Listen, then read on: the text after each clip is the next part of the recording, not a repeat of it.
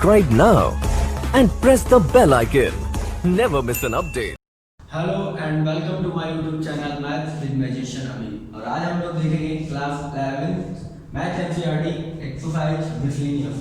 तो miscellaneous exercise का पहला क्वेश्चन है, कह रहा है defined among the following set which set are subset of one and another, यानी जो एक दूसरे का कौन किसका सबसेट है ये आपको बताना है।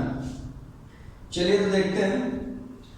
Correct A x such that x belongs to R and satisfy this equation x square minus 8x plus 12 and B is 2 4 6 and C 2 4 6 and 8 and D is the 6। तो अब आपको ये बताना है कौन सा सेट किसका सबसेट है। तो सबसे पहले क्योंकि ये हमारी सेट बिल्डर फॉर्म में है A, तो इसको रोस्टर फॉर्म में चेंज कर लेते हैं। तो A आपका हो जाएगा कि x की वो वैल्यू जो इसका सॉल्यूशन हो। तो आप देखिए x square minus 8x plus 12 का सॉल्यूशन, तो x स्क्वायर यानी 12 के सॉल्यूशन आपको मिलेंगे माइनस का 6x प्लस का 2x प्लस 2 6 4 माइनस का 2 7, ठीक है। 6 2 जा 12 और 6 2 8 होता है, तो x यहाँ common x minus 6 minus 2 common x minus 6, तो x minus 6 and x minus 2 that mean x equal to 6 2, ये आपका सॉल्यूशन हो जाएगा। तो A सेट आपका बनेगा 2 एंड 6, ठीक है। फिर आप देखिए B में है 2 4 6, C में है 2 4 6 8 और D में है 6। तो सबसे छोटा सेट कौन सा है? सबसे छोटा सेट है D, और D देखिए B में भी है, A में भी है और C में भी है। तो D is the subset of, उससे बड़ा कौन है? A, और A सेट B में सारे के सारे एलिमेंट जो A के हैं वो सारे के सारे B में भी हैं। तो A is the subset of B और B के सारे एलिमेंट C में हैं, ठीक है। तो B is the subset of C। देखिए B और इसमें अंतर थोड़ा बनाइए, ऐसे करके बनाइए और C ऐसे बनाइए, ठीक है। तो दिस इज योर सॉल्यूशन, यानी D जो है वो सबका सबसेट है, A B और C का है, B केवल C का सबसेट है। तो pause the video and note it down. देखिए तो देखते हैं अपना क्वेश्चन नंबर 2। तो क्वेश्चन नंबर 2 में कह रहा है कि in each of the following determine whether the statement are true और फॉल्स। ये स्टेटमेंट सही है गलत। कह रहा है इफ इट इज ट्रू, अगर सत्य है, प्रूव इट, तो इनको प्रूव करिए, and if it is false give an example, अगर गलत है तो इनका एक एग्जांपल दीजिए। तो कह रहा है if x belongs to A and A belongs to B then x belongs to B। कहने का मतलब कि अगर x कोई एलिमेंट है जो सेट A से बिलोंग करता है और A सेट B से बिलोंग करता है, तो बताइए कि x जो है वो B से बिलोंग करेगा। तो देखिए इसके लिए मान लीजिए कि आपके पास A एक सेट है 1 2 और B एक सेट है 1 1 2 एंड 3। तो A मैंने सेट मान लिया 1 2 जिसमें एलिमेंट है, B में एलिमेंट है 1 और एक 1 2 एक साथ और 3। तो इस तरीके के क्वेश्चन आपने देखे। तो यहाँ देखिए कि 2 एक ऐसा एलिमेंट है जो A से बिलोंग कर रहा है। 2 is the element which is belongs to set A, clear, and A that means 1 2 is also belongs to set B। B set में है, देखिए बिलोंग कर रहा है, but 2 does not belongs to B, but 2 does not belongs to B। लेकिन 2 element जो है वो B में बिलोंग नहीं कर रहा है, तो ये फॉल्स है, ठीक है। यानी ये हमेशा सत्य नहीं हो सकता है ये सही हो, लेकिन हर जगह नहीं। तो इसलिए ये पूरा स्टेटमेंट अगर कहा जाए कि सही है तो नहीं, ये गलत है स्टेटमेंट। नेक्स्ट जो हमारा क्वेश्चन है, नेक्स्ट क्वेश्चन कह रहा है कि if A is the subset of B, A is the subset of B and B belongs to C, then A belongs to C। यानी A B का सबसेट है, यानी A में वो सारे B में वो सारे के सारे एलिमेंट हैं जो A में है। B जो है वो सेट C से बिलोंग करता है, यानी B के एलिमेंट C में है, और A है वो C से बिलोंग नहीं करता। तो देखिए मान लीजिए इसके लिए कि मान लीजिए A क्या है, let A is the set of element 2 जिसके अंदर एक ही एलिमेंट है 2, और B एक सेट है जिसके अंदर 0, 2 ये दो एलिमेंट है, and C is the set where is the element 1, 0, 2 and 3। देखिए जब भी आपको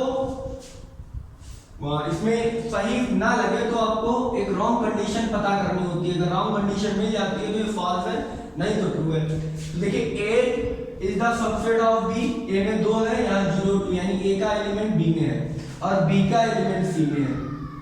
क्लियर? लेकिन देखिए A का एलिमेंट B में नहीं है क्योंकि यहाँ केवल ओपन 2 नहीं है, यहाँ 0, 2 एक साथ है, वो एक अलग सेट है को रिप्रेजेंट कर रहा है, यानी ये पूरा का पूरा एक एलिमेंट को रिप्रेजेंट करता है। मैंने पिछली वीडियो में आपको इस तरीके के क्वेश्चन में समझाया है। तो ये भी हमारा कैसा हो गया? फॉल्स हो गया। क्लियर? नेक्स्ट हमारा है कि A belongs to B and B belongs to C. Sorry, A is the subset of B and B is the subset of C. Then A is the subset of C. अगर A B का subset है, B C का subset है, तो A C का subset होगा। तो मान लीजिए A एक एलिमेंट है जिसमें 2 एलिमेंट है, B एक एलिमेंट है जिसमें 0, 2 एलिमेंट है, इसी से ले लेते हैं। तो देखिए A belongs to B और B belongs to C, तो C मान ले जिसमें 0, 2 एंड 3 भी है। क्लियर है? तो क्या A belongs to C लिख सकते हैं? हाँ बिल्कुल लिख सकते हैं, A belongs to C लिख सकते हैं, तो ये ट्रू स्टेटमेंट है। ठीक है, यहां से आपको समझ में आ गया होगा। अगर इसको हम प्रूव करना चाहें, इसको अगर हम प्रूव करना चाहें तो आप इस तरीके से लिख सकते हैं कि A is the subset of B and B is the subset of C। तो मान लें कि let X belongs to A, और अगर X A में बिलोंग करता है तो X B में भी होना चाहिए, तभी सबसेट होगा। तो X belongs to B, और अगर B में बिलोंग करता है तो X C में भी बिलोंग करना चाहिए, तो X belongs to C, और अगर X A में बिलोंग करता है, X B में करता है और X C में करता है, तो इसका मतलब क्या है कि A is the subset of C। यहां से ये बात क्लियर हो जाती है, तो ये प्रूव भी हो गया। आई होप इतना आपको समझ में आया हो। Then pause the video and note it down. देखते हैं अपना क्वेश्चन नंबर 4 कह रहा है if A is the does not subset of B and B doesn't subset of C, then A does not subset of C। यानी A B का subset नहीं है और B C का सबसेट नहीं है, तो A C का सबसेट नहीं हो सकता। चलिए चेक करते हैं। मान लीजिए यहाँ पर A कोई सेट है 2, ठीक है, और B एक सेट है जिसमें लिखा है 1, 3। क्लियर है? तो यहाँ A B का सबसेट नहीं है, फिर B C का सबसेट नहीं है, यानी C एक बनाइए जिसमें 2, 5, 6 हो। तो देखिए B C का भी सबसेट नहीं है, कोई भी B का एलिमेंट C में नहीं कर रहा, जबकि सारे करने चाहिए। क्लियर है? लेकिन देखिए यहां से A C का सबसेट है, A is the subset of C। तो यहाँ पर ऐसी कंडीशन जरूरी नहीं है कि अगर A B का सबसेट है, B C का सबसेट है, तो A C का सबसेट नहीं हो सकता, तो ये कंडीशन फॉल्स है। तो आप ये एग्जांपल यहाँ पर दे सकते हैं। नेक्स्ट हम लोग देखेंगे क्वेश्चन नंबर 5 का है if X belongs to A and A does not subset of B, then X belongs to B। तो यहां से देख सकते हैं कि X belongs to A, मान लीजिए 2 है जो A सेट में है और A B का सबसेट नहीं है, तो 1, 2 नहीं है, तो क्या X B में बिलोंग करेगा? then X belongs to B, तो X B में बिलोंग कर सकता है या नहीं कर सकता है, इस कंडीशन पे डिपेंड करता है। ठीक है, ये इसकी कंडीशन पे डिपेंड करता है। तो देखिए यहां पर क्योंकि यहां 2 लिखा है, 2 कामा मान लो यहां पर 3 लिखा होता, सॉरी 2, 4 लिखा होता है यहां पर, मान लीजिए इसी कंडीशन में A 2, 4 एंड B 2, 3, तो A B का सबसेट नहीं है। All the element of B does not element of set A B का सबसेट नहीं है, लेकिन X बिलोंग कर रहा है ना, 2 belongs to A, 2 A को बिलोंग कर रहा है, A B का सबसेट नहीं है। क्लियर? लेकिन 2 आल्सो बिलोंग्स टू बी को बिलोंग्स भी कर रहा है, तो ये कंडीशन हो भी सकती है, क्लियर है, और नहीं भी हो सकती है। तो ये जो स्टेटमेंट लिखा है ये स्टेटमेंट आपका गलत है, यहां से आप देख सकते हैं एग्जांपल के थ्रू। चलिए अब हम चलते हैं अपने नेक्स्ट क्वेश्चन नंबर 6 की तरफ। कह रहा है if a is the subset of b and x does not belongs to b then x does not belongs to a। चलिए तो देखिए यहां पर लिख ली कि let a belongs to b and x does not belongs to b। तो आपको ये शो करना है कि शो करिए कि x does not belongs to a।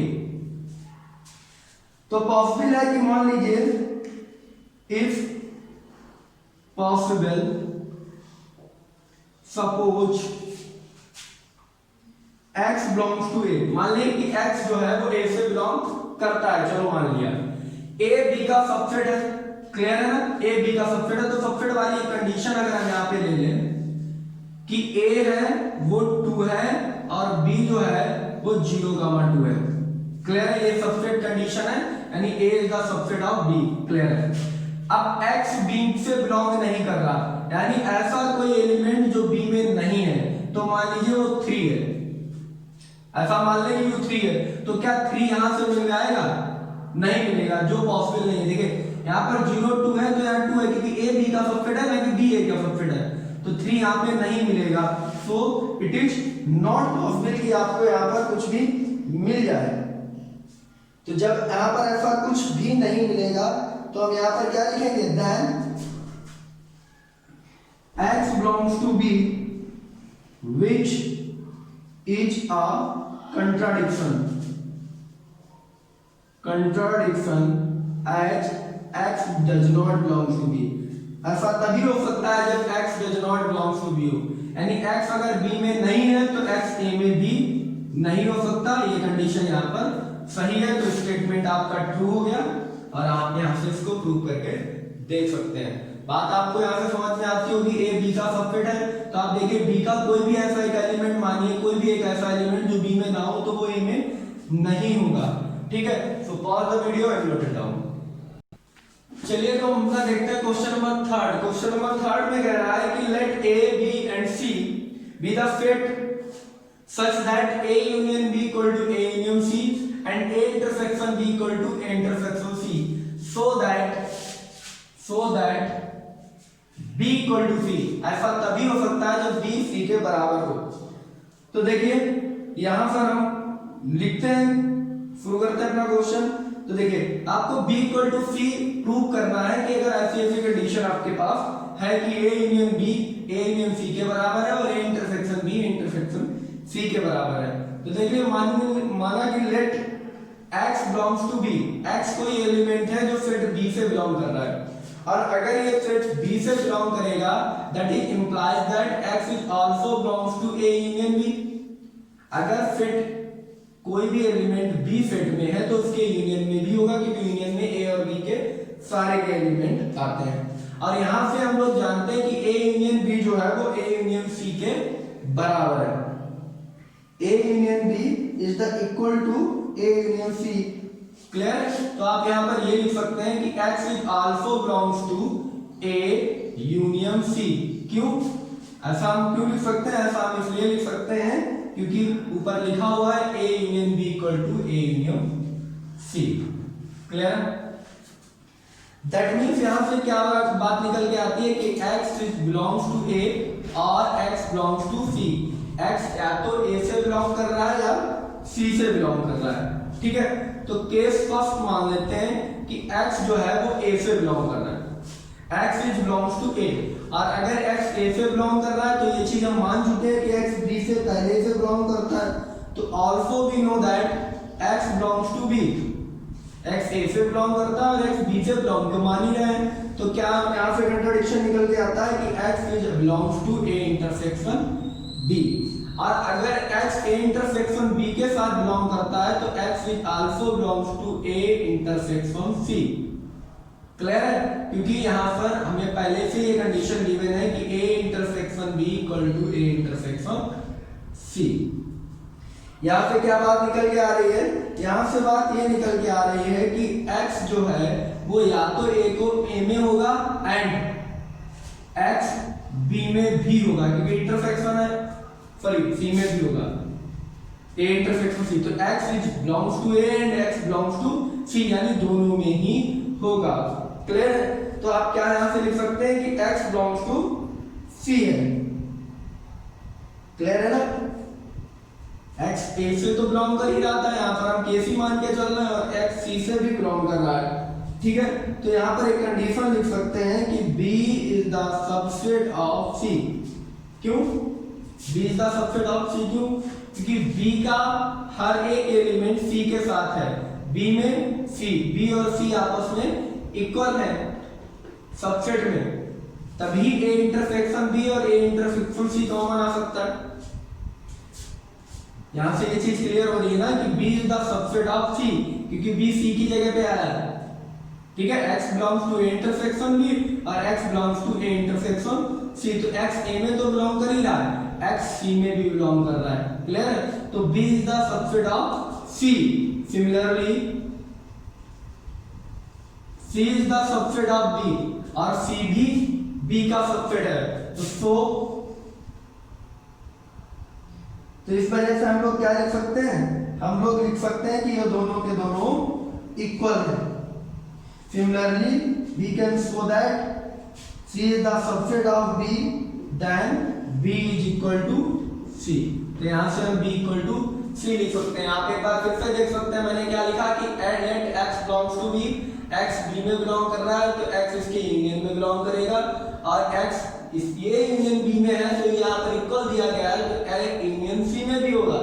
तो x which belongs to a और c, x या तो a में होगा या c में होगा। मान लीजिए x a में है तो आपने पहले ही माना कि x b में भी बिलोंग कर रहा है, तो x belongs to a and x belongs to b also, that is x belongs to intersection of a and b, then x which belongs to a intersection b, why? Because a intersection b equal to a intersection c, ये यहाँ पे condition given है। तो x which belongs to a intersection c, that means x या तो a में है, sorry x a में भी है और b में भी। इंटरसेक्शन का मतलब वो एलिमेंट दोनों में है तभी वो आपके इंटरसेक्शन में आएगा। यहाँ से कंक्लूजन क्या निकला कि b is the subset of c, b जो है वो c का सबसेट है, यानी all the element of set b is the also the element of set c। और इसी तरीके से इनका कन्वर्स भी है कि c का सारे एलिमेंट b में होंगे। ठीक है, तभी a union b, a union c और a intersection b intersection c के बराबर होता है। इसीलिए हम कह रहे हैं कि b जो है वो c के बराबर है। Then pause the video and note it down. चलिए देखते हैं question number 4। There are so that the following four condition are equivalent. a is the subset of b, a minus b equal to 5, a union b equal to b and a intersection b equal to a। तो देखिए हम पहले first और second की बात करते हैं। Clear? यानी a intersection a is the subset of b and a minus b equal to 5, ये आपस में इक्वल है या नहीं है।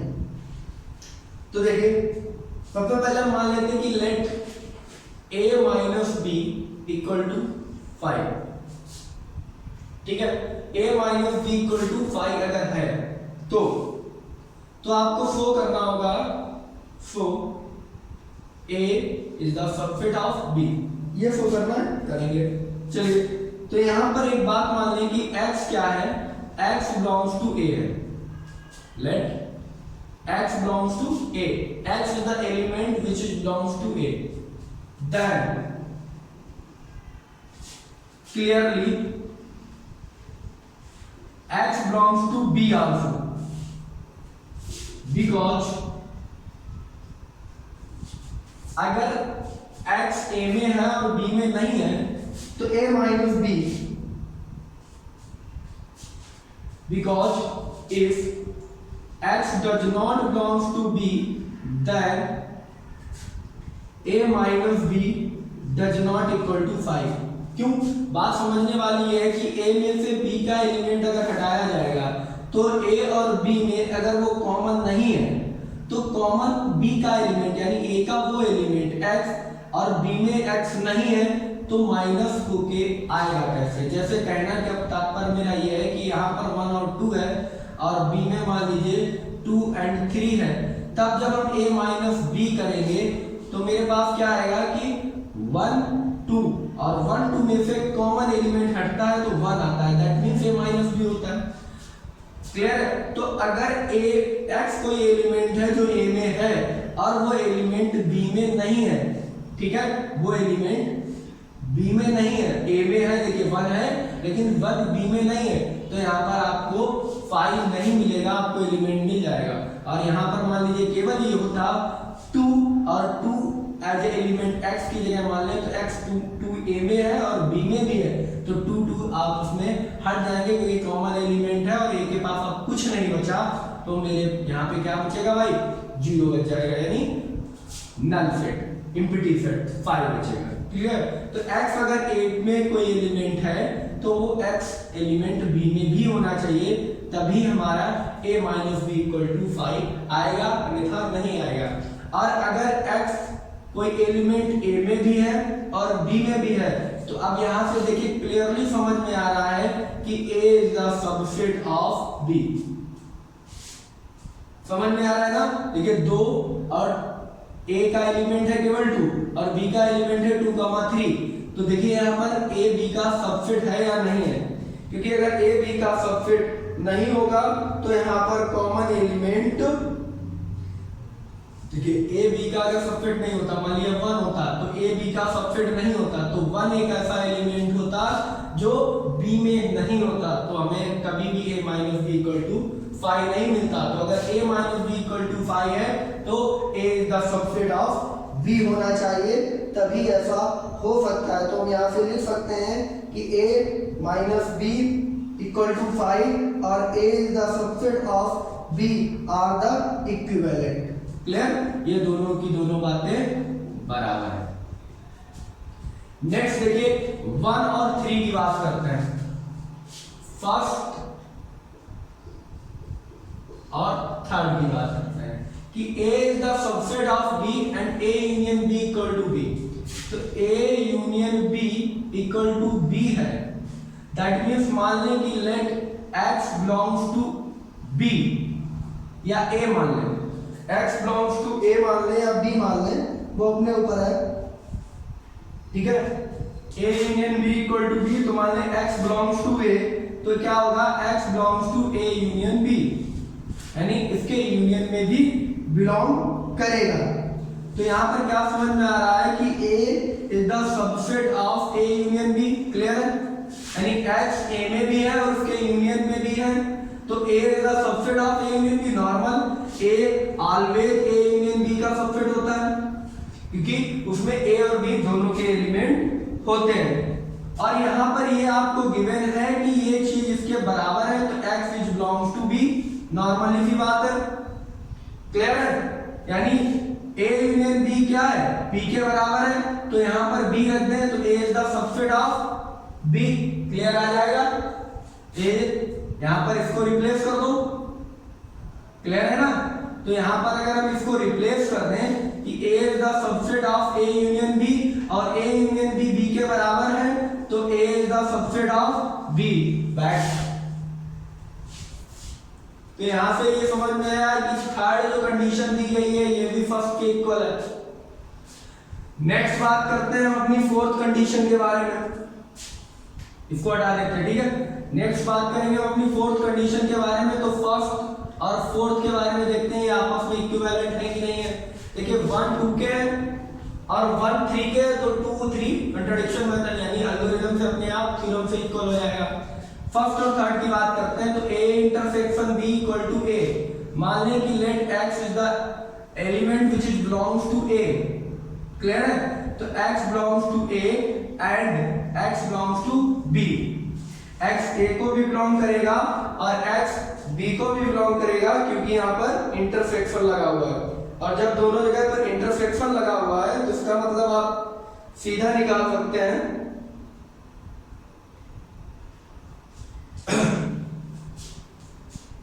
ठीक है। तो x belongs to a and x belongs to b।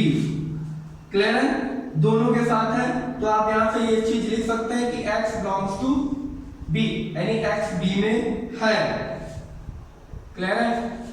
x intersection A intersection B equal to the x belongs to A and x belongs to B. That means x belongs to B, x एक element है जो B में belong कर रहा है, A में तो belong कर ही रहा है, और इन दोनों का इंटरसेक्शन क्या है, A आ रहा है। क्लियर है? तो इसको हम रिप्लेस करेंगे, ठीक है। इसको रिप्लेस करके हम क्या लिखेंगे, हम लिखेंगे कि A जो है वो B का सबसेट है, ठीक है। x belongs to A माना था, x belongs to B आ गया, तो x belongs to A यहाँ पे लेट किया था कि x जो है वो A में है, और यहाँ से प्रूव हो के आ रहा है कि x A में है और x B में भी है, क्योंकि इसी A के बराबर तो इंटरसेक्शन है। मेरी बात को आप समझिए बार बार। देखिए मैंने माना कि let x is belongs to A, इस सेट से बिलोंग कर रहा है और ये इसके बराबर है। क्लियर है? तो x belongs to A intersection B लिख सकते हैं। Why? क्योंकि A intersection B के इक्वल है, तो हम लिख सकते हैं कि x किस में है, x A में है एंड x B में भी है। x वो एलिमेंट है जो A और B दोनों में है, ठीक है। x A में मान चुके हैं और B में भी है, तो यानी x B में बिलोंग कर रहा है। क्लियर? x को A में बिलोंग माना और x B में बिलोंग कर रहा है, और कोई भी एलिमेंट अगर दोनों में बिलोंग कर रहा है तो हम लिखेंगे A is the subset of B, A B का सबसेट है, तो यहाँ से ये कंडीशन फिर से इक्वल हो गई। तो यहाँ से समझ में आया ये चारों के चारों आपस में कैसे इक्वल है। आई होप आपको समझ में आया होगा। वीडियो को पॉज करिए और समझिए क्वेश्चन को, अगर नहीं समझ में आता है तो दोबारा से वीडियो को रिपीट करके देखिए। मिलते हैं अपने नेक्स्ट वीडियो में, तब तक के लिए बेस्ट ऑफ लक।